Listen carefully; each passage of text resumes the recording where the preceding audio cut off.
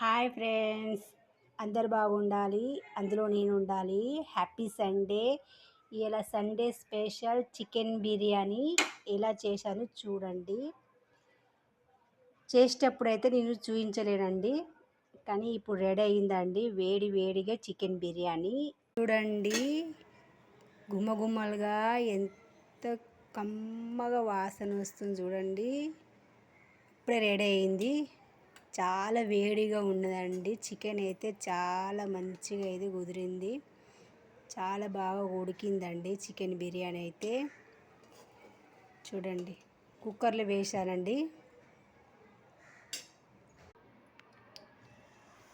సూపర్గా ఉన్నదండి. Super taste అయితే